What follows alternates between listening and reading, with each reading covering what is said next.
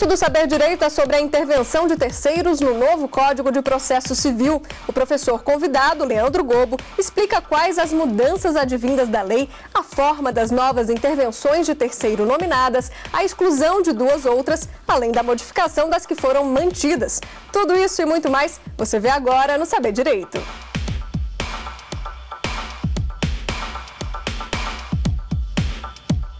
Queridos amigos, queridas amigas, muitíssimo bem-vindos de volta ao programa Saber Direito da TV Justiça. Meu nome é professor Leandro Gobo, eu sou professor da Universidade de Brasília, mestre especialista em Direito Processual Civil. Nós estamos falando nessa série de programas sobre o seguinte assunto: intervenção de terceiros no novo Código de Processo Civil. Quando a gente fala o novo é o atual, que já está em vigor. Professor Leandro, eu estava aqui sentado no meu sofá, na minha cadeira aqui, vendo o YouTube, ou vendo a TV Justiça, e você me vem com um assunto horrível desses, eu te odeio. Pessoal, intervenção de terceiros é um assunto técnico e é um assunto complexo, mas é muito importante, cai nas provas, cai nos concursos, é um assunto de relevância extrema para quem está na prática da advocacia. Você tem que saber, você que está interessado em direito também, poxa. Você tem que conhecer a intervenção de terceiros. Você tem que saber quais são essas hipóteses em que os terceiros que não são partes, não são autor nem réu, não é nem quem pede, nem contra quem se pede, que eles vão entrar no processo. Por que eles estão entrando no processo? Certo? É disso que a gente está falando aqui no nosso Saber Direito. E na aula de hoje, aula 3 dessa série, nós vamos falar sobre duas hipóteses de intervenção de terceiros que não são mais hipóteses de intervenção de terceiros. Já explico para vocês. Pessoal, como a gente comentou, o principal objetivo dessa aula, em complementação à excepcional aula dada pelo professor Renato Montanz, vá assistir essa aula no YouTube, é explicar para vocês quais foram as mudanças, o que mudou, quais são as diferenças. Nós não estamos indo muito a fundo, a gente está tentando compreender quais são as novas espécies, o que mudou e o que deixou de ser intervenção de terceiros, o que virou intervenção de terceiros, ok? Essa é a ideia. Então, a aula de hoje, ela tem um tema específico. Nós vamos falar sobre as duas situações em que hipóteses que antes eram de intervenção de terceiros no Código de Processo Civil de 73 e hoje, no nosso novo Código de Processo Civil, deixaram de ser hipóteses de intervenção de terceiros. É isso que nós vamos falar hoje. E eu queria lembrar uma outra coisa.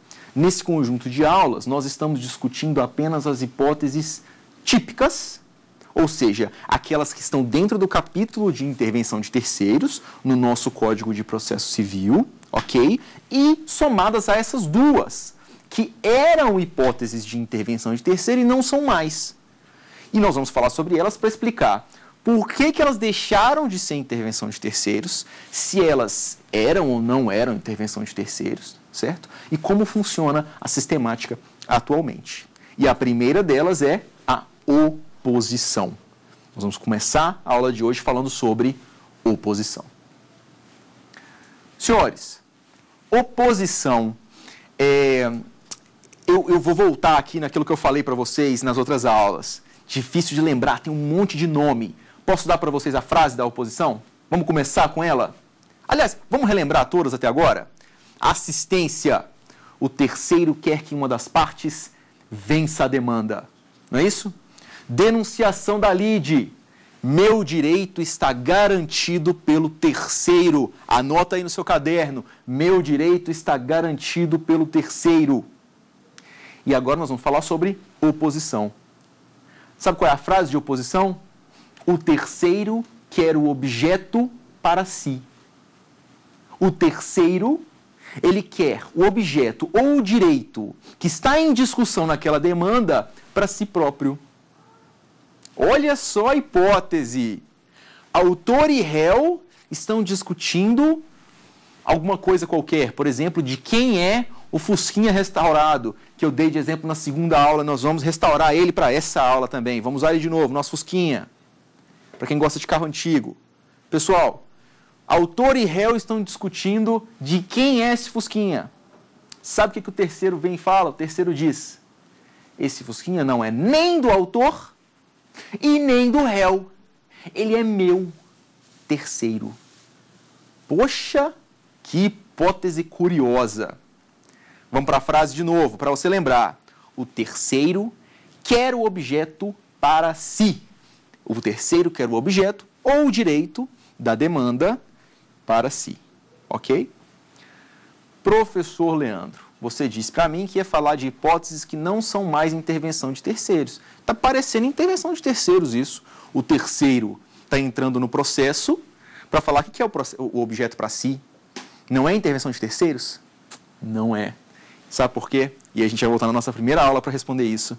Porque cria novo processo. Lembra que eu comentei com vocês que toda vez que surgir um novo processo, não haverá intervenção de terceiros? Estão lembrados disso? Pois bem, nessa hipótese da oposição, é exatamente isto que acontece. O terceiro, ele tem uma demanda própria contra autor e réu, com novos argumentos, com novos fundamentos, com uma causa de pedir diferente, minimamente, com um pedido diferente. Então, isso é um novo processo. Ele cria um novo processo. Criou um novo processo, então, não será intervenção de terceiros, e sim novo processo. Não entendeu? Vá assistir a aula 1. Eu expliquei lá melhor essa questão. Mas, lembrem-se, sempre que for criado um novo processo, não haverá intervenção de terceiros. E é exatamente a hipótese da oposição. Mas se oposição não é intervenção de terceiros, é o que então? Do que nós estamos falando? Oposição foi classificada no novo Código de Processo Civil como um procedimento especial, junto com coisas do tipo embargos de terceiro. A oposição agora é um procedimento especial. Ela parece, em tudo, tem muito a ver com a intervenção de terceiros, porque é um terceiro interessado naquela demanda, mas por não atuar dentro do processo já existente, mas criar um novo processo, a oposição não é uma intervenção de terceiros, é hoje um procedimento especial.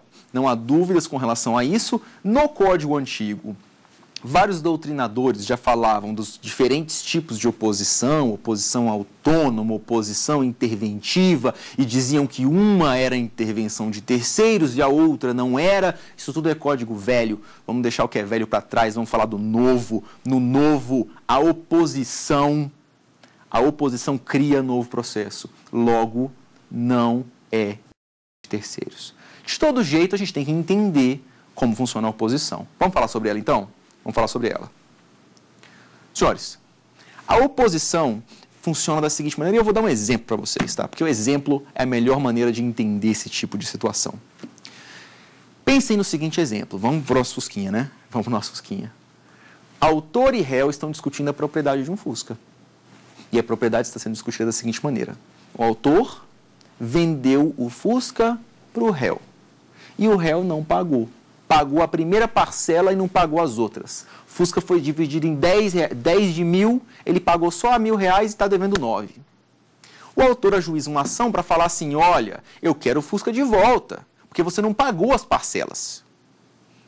O réu está se defendendo. Veja bem, eu não paguei porque o Fusca tinha um problema, e aí a gente tem que ter um abatimento no preço, né? Isso é uma regra de direito civil. Eu comprei o bem, ele não era bem o que eu queria, então, na verdade, ele não vale 10 mil, ele vale 5, então eu só quero pagar 4. Estão essas duas pessoas nessa discussão. Quando você, telespectador, que é verdadeiramente dono desse Fusca, vê essa discussão e percebe que é o seu Fusca, que havia sido roubado da sua garagem, é o Fusca que tem duas pessoas falando que é deles. Autor dizendo que é o Fusca de volta porque não pagou, o réu dizendo que o Fusca não vale aquele tudo, e você, terceiro, percebe que na verdade o Fusca é o seu. Alguém roubou seu Fusca, vendeu, sei lá, para outra pessoa, sei lá para quem, e agora esses indivíduos estão brigando. Por quê? Pelo seu Fusca. É mole. O que resta você fazer? Apresentar uma oposição. Na sua oposição, você vai dizer o seguinte: Excelência, juiz, esse Fusca não é nem do autor e nem do réu, ele é meu, foi roubado, está aqui o registro, está aqui o boletim de ocorrência, eu tenho todos os documentos para provar. É assim que funciona a oposição. E como é que fica o procedimento disso? Como que fica o procedimento? Vamos explicar para você como fica o procedimento. O procedimento da oposição funciona da seguinte maneira. Por ser uma demanda nova, percebam que autor e réu, originalmente, eles não estavam discutindo nada que tinha a ver com a sua discussão do roubo e do Fusca ser seu. A discussão era se pagou ou não pagou o contrato. Certo? No nosso exemplo, não é essa a discussão? Agora, na sua posição, você está falando de outras coisas completamente diferentes. Você está dizendo, olha, não importa quem pagou, não pagou o contrato, se o Fusca foi ou não foi quitado. O Fusca é meu, porque foi roubado e eu quero ele de volta. Vocês que se virem com esse contrato. Então, por ser uma demanda completamente nova, vai virar um novo processo. Vai virar um novo processo. Lembra que eu falei na primeira aula do que era processo? E eu peguei esses dois livros aqui e falei, olha, vai ter com a capinha e as páginas lá no meio, vão ter dois desse. É o que acontece na oposição. O processo original está lá sendo discutido, autor e réu perguntando de quem é o Fusca, ou discutindo de quem é o Fusca. Você apresenta a sua oposição. Sua oposição é apresentada na forma de um novo processo. A oposição, a petição de oposição, ela tem que cumprir todos os requisitos de uma petição inicial, como se fosse uma petição inicial. Só que vocês concordam que o objeto que está sendo discutido é o mesmo das duas demandas? O objeto é o mesmo? Não tem como esse Fusca ser de duas pessoas ao mesmo tempo. Até tem, né? Mas não funcionaria nesse caso. Então, para que não haja conflito nas decisões, a oposição ela é apresentada no mesmo juízo e para o mesmo juiz que vai julgar a demanda principal. Então, aquele juiz responsável pelo julgamento da discussão do autor e réu que estão discutindo se pagou ou não pagou o contrato, certo? Vai ser o juiz que vai julgar a oposição. Esse mesmo juiz vai receber os autos da oposição, ok? Ele vai apensar os autos. Vocês já viram autos apensados? Apensar, gente. Vocês ouvirem falar disso quando os autos estão apensados, tá? É quando você pega os dois processos, coloca um junto com o outro e amarra ele assim com aquelas cordinhas de amarrar pamonha. Já viu?